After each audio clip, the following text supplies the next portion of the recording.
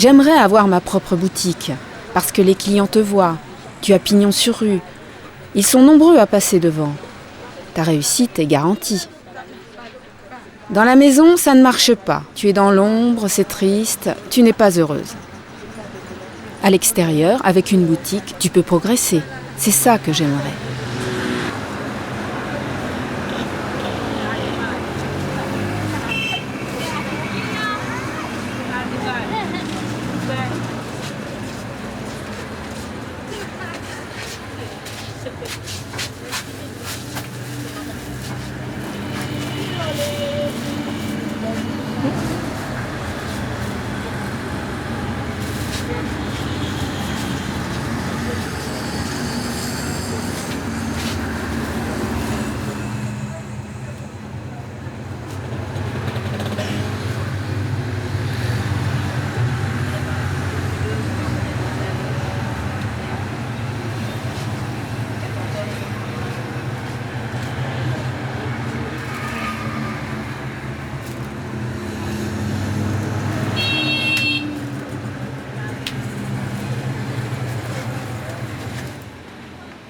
Les sourds sont meilleurs.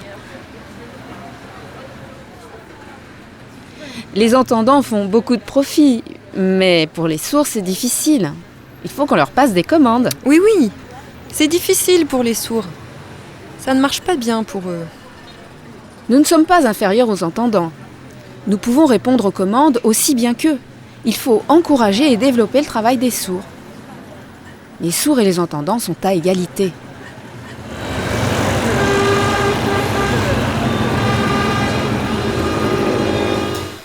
Avoir sa propre boutique, comme Huguette, n'est pas une chose évidente si on ne dispose pas de soutien financier. Et comme Pascaline, beaucoup d'artisans sont obligés de travailler à domicile. Pourtant, des solutions existent. La Maison évangélique pour les sourds a favorisé la création d'associations qui fédèrent les artisans sourds afin qu'ils puissent développer et promouvoir leur activité. Grâce à l'une de ces associations, Eric a pu créer cette entreprise de décoration.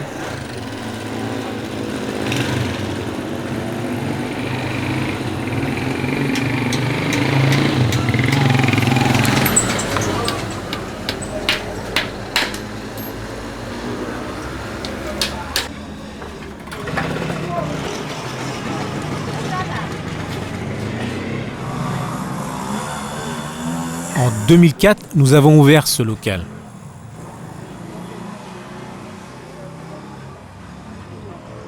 Je ne l'ai pas fait tout seul.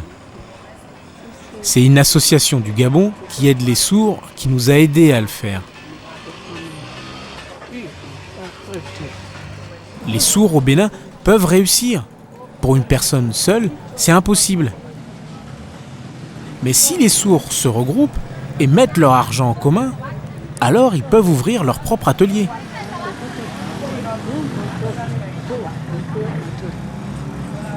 Pour une personne sourde seule, c'est difficile. C'est pourquoi nous conseillons aux sourds de s'unir, car l'union fait la force et permet la réussite.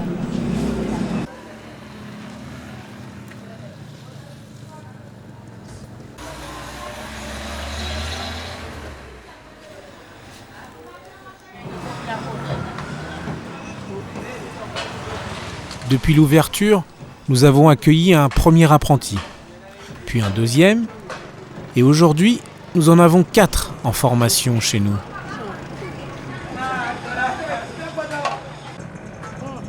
Cette année, un entendant a promis de venir en apprentissage avec nous. Donc, nous aurons 5 apprentis. L'entendant n'a pas encore commencé. Il devrait venir bientôt.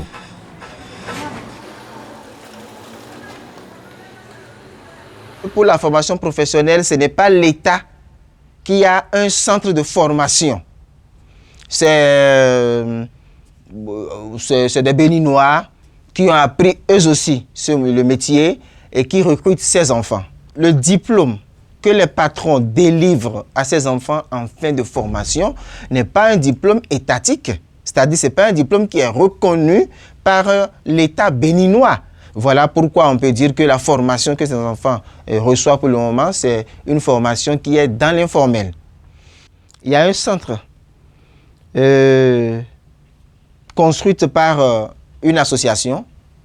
C'est l'Association pour la promotion de l'emploi aux sourds, APES, qui a pour président William Loko. Voilà quelqu'un qui a compris. William Loko, il est sourd lui-même. Il a compris, il se dit, ce qui n'est pas contre nous est pour nous. Prenons-nous alors en charge. Face au désengagement de l'État béninois, William a créé, à une trentaine de kilomètres de Cotonou, un centre de formation autogéré par les sourds. Cette infrastructure a bénéficié de financements internationaux. Une initiative laïque qui a la particularité de prendre à la fois en charge les enfants et les jeunes adultes. Ici, ils suivent un cursus qui peut aller du cours élémentaire jusqu'à l'obtention d'un diplôme professionnel.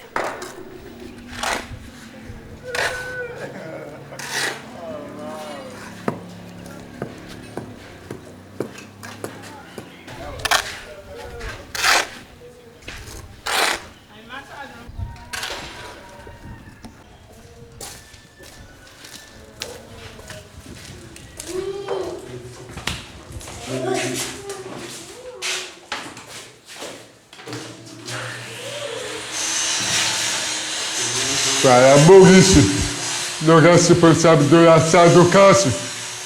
Qu'est-ce que vous appelez?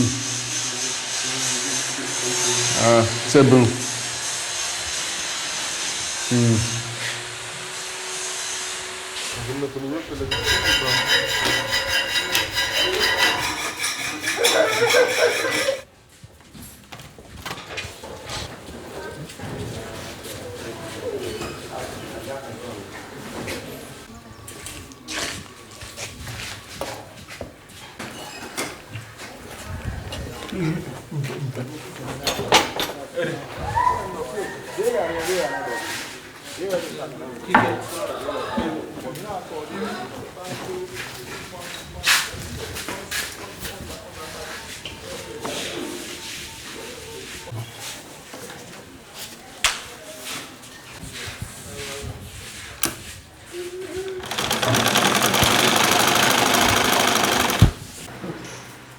Voilà, Vivien, le responsable de la télé de Coiffure.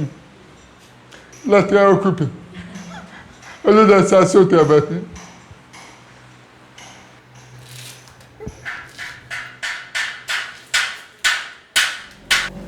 La raison pour laquelle nous avons créé ce centre, c'est parce que au début, nous avons remarqué qu'après la fin de notre formation professionnelle, qu'on nous considère comme des sous-hommes, des vivants inutiles. Nous avons voulu prouver que nous pouvons être au même niveau que les personnes non sourdes. Aussi participer au développement socio-économique de notre pays. La constitution de ce centre prouve aussi notre capacité de mobilisation et concertation en vue de concrétiser un projet. Ce projet aussi, on l'a démarré en 1999. C'est nous-mêmes qui avons créé le projet. C'est nous-mêmes qui avons négocié le financement. Ça n'a pas été facile, mais nous sommes parvenus à le faire.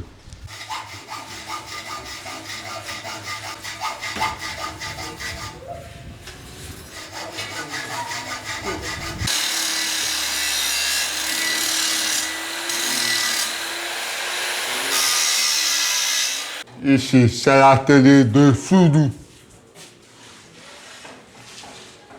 Pour des raisons de sécurité et de gestion, la télé a été confiée à un non-sourd qui se charge de fermer les sourds. Maintenant, voilà, Maurice, c'est lui le responsable de l'atelier. Si on voit bien les choses, le sourd est mieux loti que la personne entende, surtout les travaux manuels. Tout est vraiment... On peut faire mieux que les personnes entendantes. Il faut voir Soudou. Ça parle de sécurité. Mais ce que les personnes entendantes peuvent faire en 8 semaines, le sourd peut faire en 3 jours. Question habileté.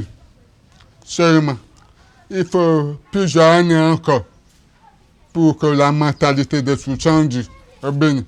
Nous, on fait partie de la première génération des sourds ayant été à l'école. Nous avons voulu donner l'exemple que nous pouvons faire la même chose que les personnes entendantes. C'est vrai qu'un sourd peut tout sauf entendre.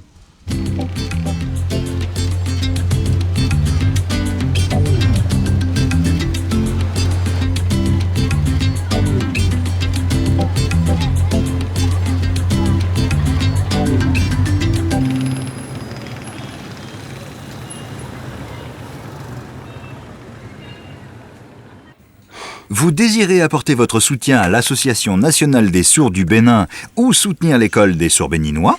Retrouvez les informations nécessaires sur le site de L'Œil et la Main et venez participer à notre forum.